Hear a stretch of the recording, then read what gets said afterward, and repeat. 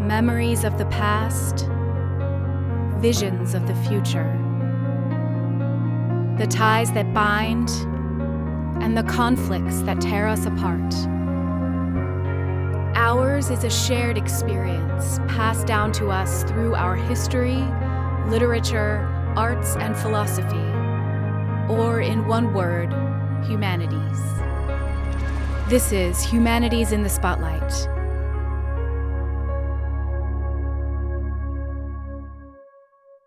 Why do we read Shakespeare? Well, you could say he's the best writer we've ever had in our language. His words, characters that seem so real, we feel like we know them and always have. Imagery and ideas like never before or since. Sometimes it feels like our very idea of culture revolves around his achievement. All this may seem self-evident, but it's not evident to everyone. In fact, a growing chorus of critics of the educational system says that we read Shakespeare too much, we teach him too much, spend too much energy and time writing and teaching and reading him. By and large, these are proponents of the STEM fields, proponents of a certain commercialization of the STEM fields. I should be very, very clear. We couldn't have our modern lives without science. I'm a fan of science. But those who see a pot of gold at the end of the STEM rainbow often ask why we do anything if there isn't an immediate commercial advantage at the end. Now, it's a pointed question, and Shakespeare's not the only writer it's been pointed at.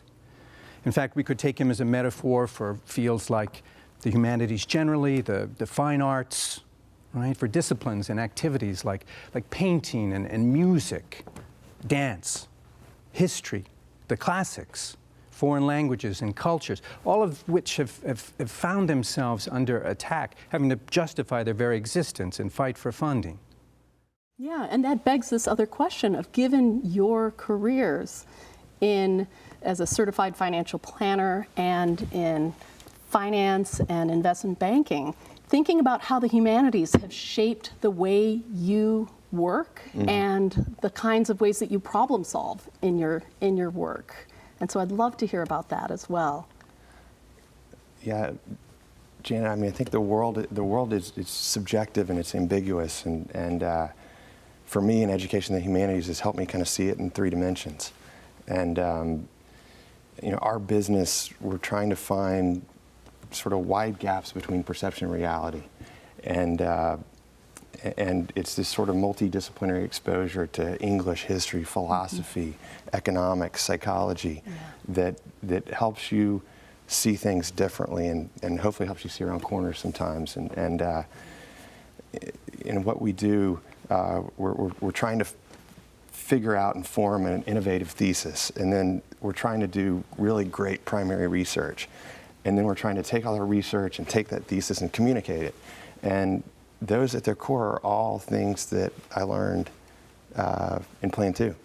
You really need leaders that are nimble, that can deal with ambiguity, that can deal with data coming in from all different directions, all different kinds of changing market conditions, changing economic conditions, changing global situations, different political.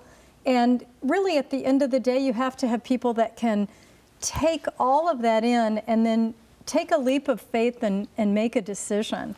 And all of the, finance training that I may have that give me the formulas, and, I've got all these great computers that can run all of these things. Really, at the end of the day, we have to make those leap of faith decisions based on the unique characteristics. And I really feel like, for me, the humanities have given me that capability, and other leaders that I've seen throughout our organization